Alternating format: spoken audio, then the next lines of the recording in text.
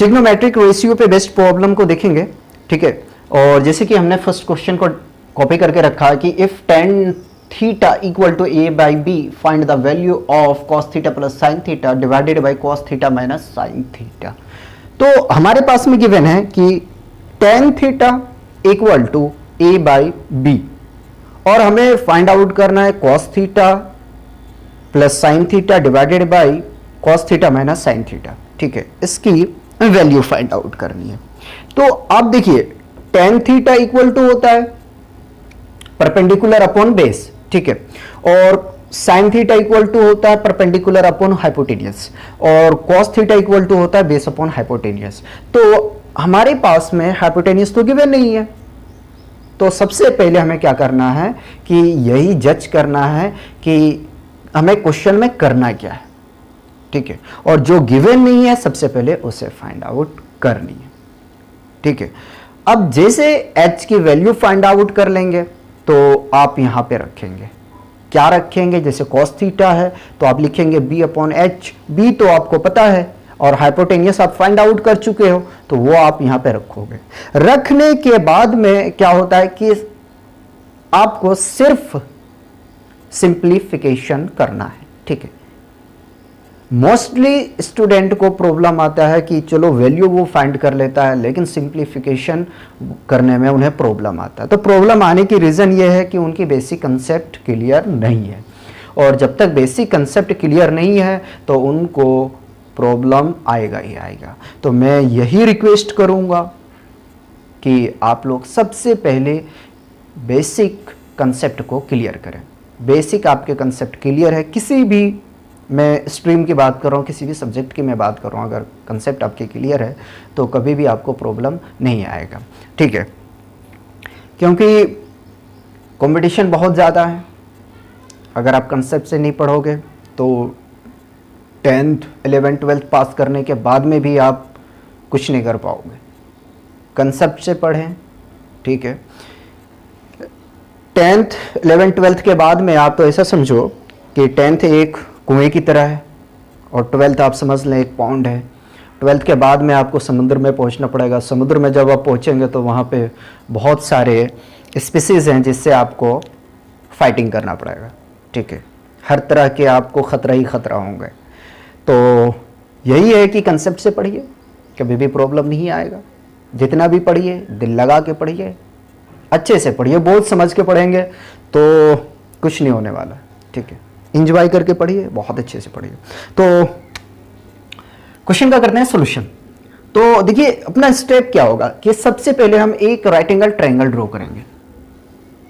हमने रफली ड्रॉ कर लिया एक राइट एंगल ट्रायंगल और हमने बी को राइट एंगल मान लिया, ठीक है, और ए सी और ये आपका है थीटा। ये परपेंडिकुलर होता है, ये बेस होता है और ये हाइपोटेनियस होता है, ठीक है। अगर देखें तो परपेंडिकुलर अपने को गिवन है, ठीक है, ए, और बेस अपने को गिवन है बी, है ना। हमें हाइपोटेनियस चाहिए। तो पाइथागोरस सब जानते हैं, आप लोग 9th क्लास में भी पढ़े हैं कि पाइथागोरस के स्टेटमेंट के अकॉर्डिंग से आप कर लें कि हाइपोटेनियस का स्क्वायर इक्वल टू बेस का स्क्वायर प्लस परपेंडिकुलर का स्क्वायर, ठीक है।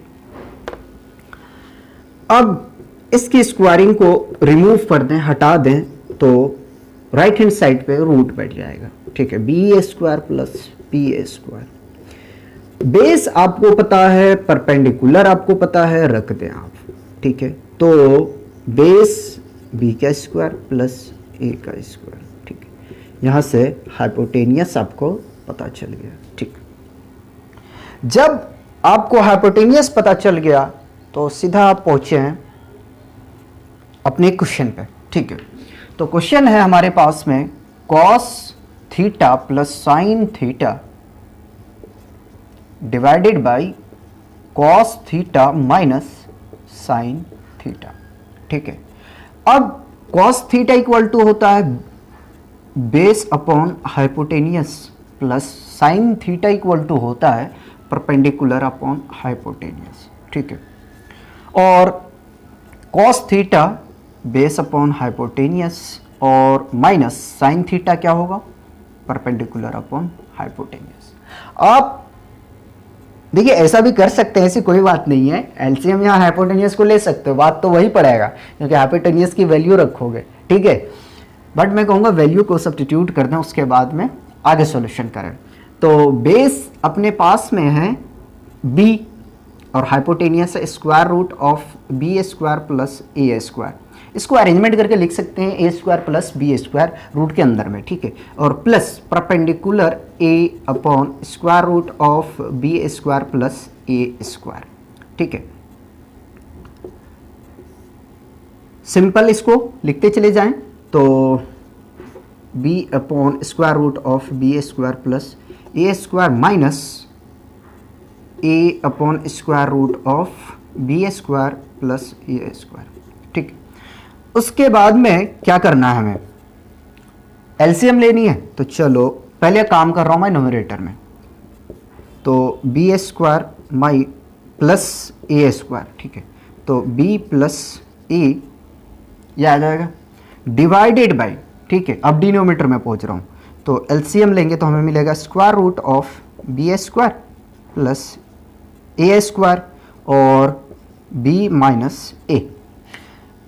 अगर किसी भी स्टूडेंट को यहाँ पे भी प्रॉब्लम आए ना, तो कभी भी कैंसल आउट करने में तो ऐसा मत करना, ठीक है।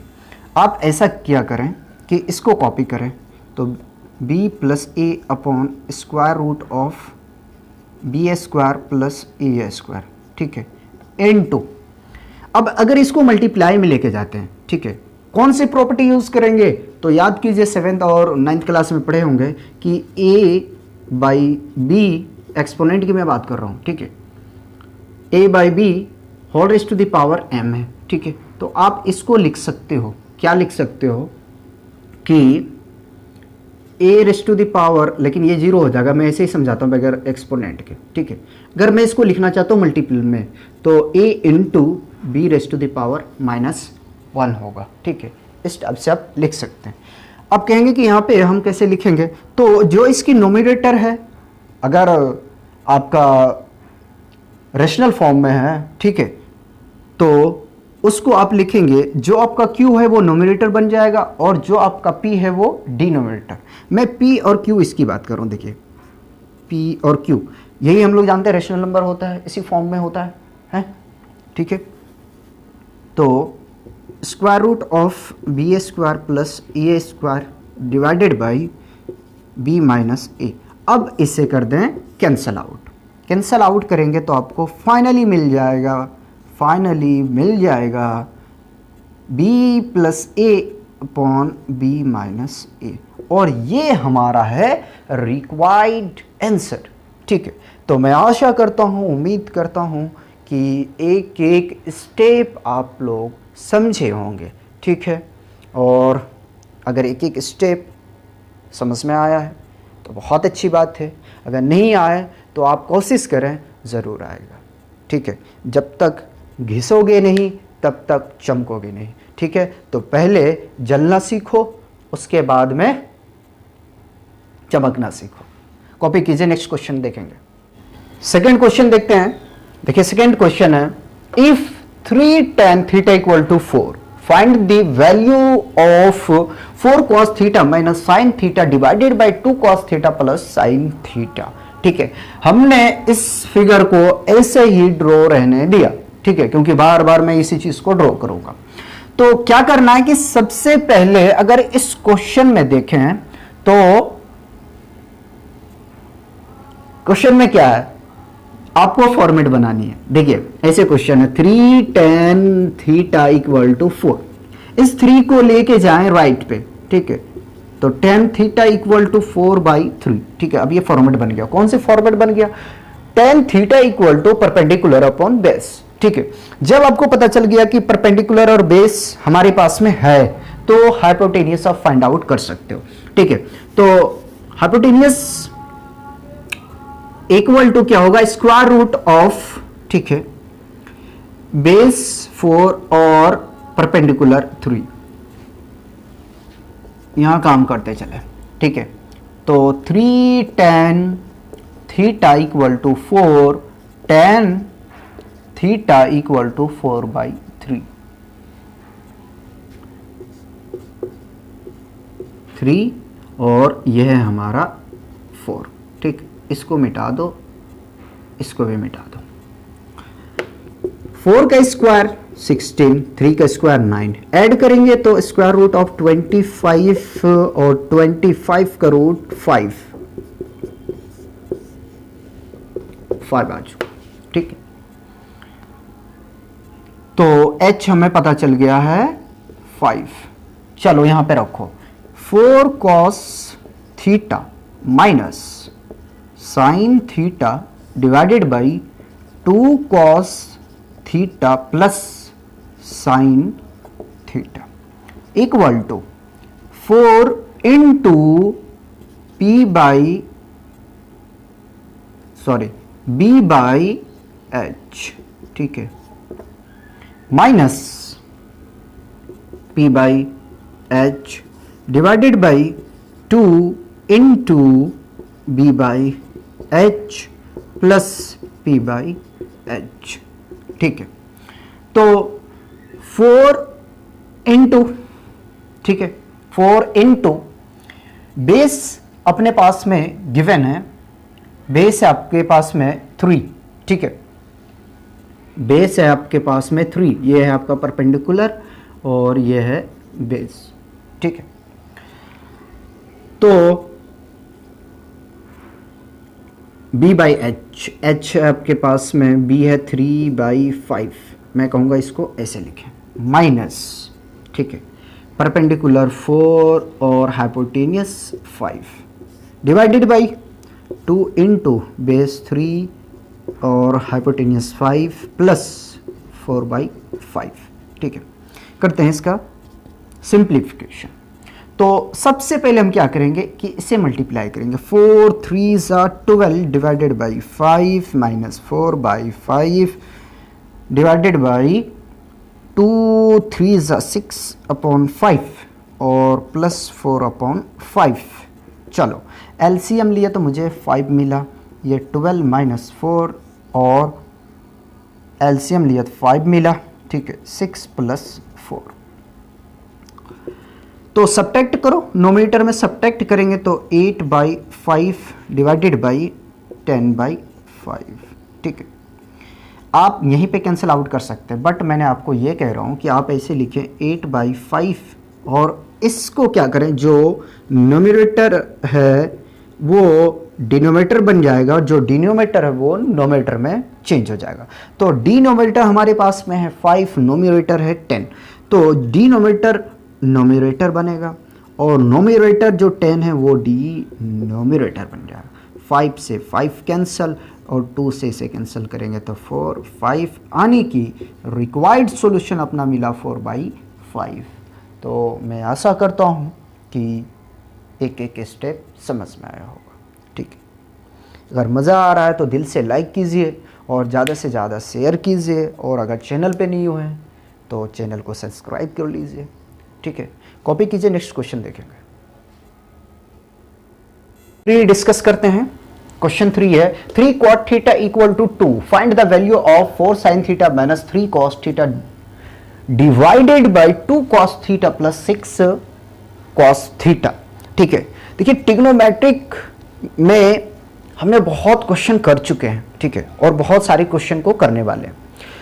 हाँ, मैं ऐसा किया हूं कि आर.डी. शर्मा को एक कंटिन्यू नहीं चलाया हूं। मैं ये किया हूं कि एक टाइप के क्वेश्चन को एक पर्टिकुलर लेक्चर में हमने सॉल्यूशन किया है। ठीक है, और कंटिन्यू हमने नहीं किया है। एनसीईआरटी के जो हमने सॉल्यूशन किया वो बुक के अकॉर्डिंग से चलता चला गया। जैसे मान लो कि क्वेश्चन 2 के बाद 3, 3 के बाद 4, 4 के बाद 5, और इसमें ऐसा नहीं किया, तो कोई ऐसी बात नहीं है। सबसे पहले हमने ये किया कि जो एग्जाम में क्वेश्चन बहुत काफ़ी टाइम तक पूछे जा चुके हैं उसको मैंने सॉल्यूशन कर चुके हैं। और अल्टरनेटिव आपका लेक्चर जाएगा क्लास 10 का। ठीक है, क्योंकि 9th का भी लेक्चर जा रहा है, 11th का भी, 12th का भी और 9th का फिजिक्स का भी, तो थोड़ा सा प्रॉब्लम आता है। ठीक है, घबराइए मत, हमसे जितना हो सकेगा हम उतना आपके लिए करेंगे, ठीक है। आप मेहनत कीजिए, मैं आपके परछाई बन के आपके साथ में खड़ा रहूँगा, ठीक है। तो क्वेश्चन 3 करते हैं सॉल्यूशन। क्वेश्चन 3 में क्या करना है, सिंपल। सबसे पहले अपने को क्या करना है कि 3 cot थीटा इक्वल टू 2 है, ठीक है। तो इस 3 को आप राइट पे शिफ्ट करें, cot थीटा इक्वल टू 2/3, यह हो गया हमारा, ठीक। राइट एंगल ट्राइंगल अगर ड्रॉ करना चाहें तो आप ड्रॉ कर सकते हैं, अगर ना ड्रॉ करें तो आप डायरेक्ट हाइपोटेनियस फाइंड आउट कर लें। तो हम डायरेक्ट हाइपोटेनियस फाइंड आउट करते हैं, ठीक है। तो h equal to square root of perpendicular का स्क्वायर प्लस बेस का स्क्वायर। और इससे घबराए नहीं कि मैं परपेंडिकुलर को पहले लिख रहा हूँ, बेस को बाद में लिख रहा हूँ, ठीक है, इससे कोई ऐसी बात नहीं है। नाउ परपेंडिकुलर, बट ये काम किया करें, ठीक है। आपको गिवन क्या है, ठीक है ना, कॉट का फॉर्मूला होता है b/p, ठीक। उल्टा होता है tan का, है ना, यही होता है। जैसे साइन और कॉस में रिलेशन होता है, नहीं साइन और कॉस कह रहा हूँ, सॉरी, कॉस और सेक में और साइन में और कॉसेक में, ठीक, रेसिप्रोकल रिलेशन होता है एक दूसरे में। तो परपेंडिकुलर देखें तो 3 का स्क्वायर प्लस बेस का स्क्वायर, 3 का स्क्वायर 9, 2 का स्क्वायर 4, वाओ ये आ गया 13, ठीक, 9 4 13, ठीक। जब हाइपोटेनियस हम फाइंड आउट कर चुके हैं, जब वो हाइपोटेनियस निकाल चुके हैं, तो हमें इसकी वैल्यू को यहाँ रखनी है, सिर्फ हाइपोटेनियस नहीं रखनी है, ठीक है। चलो देखो, 4 साइन थीटा, ठीक है, sign theta minus 3 cos theta divided by 2 sine theta plus 6 cos theta, ठीक है। 4 साइन थीटा, साइन क्या होता है, परपेंडिकुलर अपॉन हाइपोटेनियस, ठीक है। मैं कैपिटल H लिख रहा हूँ, आप स्मॉल लिखें, ऐसी कोई बात नहीं, समझदार हो। Minus 3 base upon hypotenuse divided by, ठीक है, 2 into perpendicular upon hypotenuse plus 6 into b upon h, ठीक है। अब मैं क्या करता हूँ कि यहीं पे मैं एलसीएम लेता हूँ, ठीक है। चलो कंफ्यूज हो जाओगे, इससे कोई फ़ायदा नहीं है। 4 परपेंडिकुलर देखें तो क्या है आपके पास में 3 अपॉन एच हमने फाइंड किया है √13 माइनस, ठीक है, 3 इंटू बेस है अपने पास में 2 और परपेंडिकुलर है √13 divided by 2 into 3 upon square root of 13 और प्लस 6 इंटू 2 अपॉन √13, ठीक है। तो 4 3 12 upon √13 minus 6 upon square root of 13 divided by 6 upon square root of 13 plus 12 upon square root of 13, ठीक। अब क्या करना है, तो अब एलसीएम लेनी है। एलसीएम लेंगे तो √13 मिलेगा और ये 12 minus 6 divided by square root of 13 LCM आएगा और 6 प्लस 12, ठीक है। ये यहाँ से कैंसिल आउट कर दें। अब तो समझ गए होंगे, सब्ट्रैक्ट कीजिए तो 6 और ये 18, है ना, ये आ गया 6 1 जा 6, 6 3 जा 18, 1/3, ठीक है। आंसर बिल्कुल करेक्ट है। तो ये अपना रिक्वायर्ड सॉल्यूशन आया 1/3, यही हमें फाइंड आउट करनी थी। और देखते हैं, ये क्वेश्चन 3 हुआ ना, 2 क्वेश्चन और करेंगे, कॉपी कीजिए। क्वेश्चन 4 है, if sec theta equal to 5/4, find the value of sine theta minus 2 cos theta divided by tan theta minus cot theta. ठीक है, और इस पैटर्न पे ये लास्ट क्वेश्चन देखेंगे, उसके बाद में जो क्वेश्चन है ट्रिग्नोमेट्रिक रेशियो के वो अलग पैटर्न पे है, तो उसको हम नेक्स्ट लेक्चर में डिस्कस करेंगे। ठीक है, तो सबसे पहले हमें क्या करना है, सबसे पहले आप लिखें सॉल्यूशन और लिखें सेक थीटा इक्वल टू 5/4। ठीक है, और सेक थीटा इक्वल टू क्या होता है, h अपॉन बी है ना, h/b, यानी कि आपको परपेंडिकुलर फाइंड आउट करनी है। ठीक है, कोस का उल्टा होता है ना। ठीक है, तो परपेंडिकुलर कैसे फाइंड आउट करेंगे, तो देखिए एच स्क्वायर इक्वल टू होता है perpendicular square plus base square. ठीक है, तो perpendicular square plus base square equal to hypotenuse square. ठीक है, अब खुद कैलकुलेट किया करें, परपेंडिकुलर के स्क्वायर इक्वल टू हाइपोटेनियस के स्क्वायर माइनस, ये प्लस है राइट पे शिफ्ट करेंगे, माइनस बेस स्क्वायर। ठीक है, इसको कैपिटल ले लो या तो सबको स्मॉल लो। परपेंडिकुलर इक्वल टू हमने इसकी स्क्वायरिंग को हटा दिया तो रूट बैठेगा राइट में, हाइपोटेनियस का स्क्वायर माइनस बेस का स्क्वायर। ठीक है, तो अगर देखें परपेंडिकुलर निकालते हैं, हाइपोटेनियस कितना है, तो 5 का स्क्वायर माइनस 4 का स्क्वायर, 5 का स्क्वायर 25, 4 का स्क्वायर 16, तो जब इसको हम सब्ट्रैक्ट करेंगे तो 9 और 9 का रूट होता है 3। ठीक है, तो यहाँ से परपेंडिकुलर भी निकल गया। Now sine theta minus 2 cos theta divided by tan theta minus cot theta equal to sine perpendicular upon hypotenuse minus 2 perpendicular, अच्छा कॉस है ना, तो base upon hypotenuse divided by perpendicular upon base, अगर सबको capital लियो तो सबको capital ले लो, minus cot B upon P.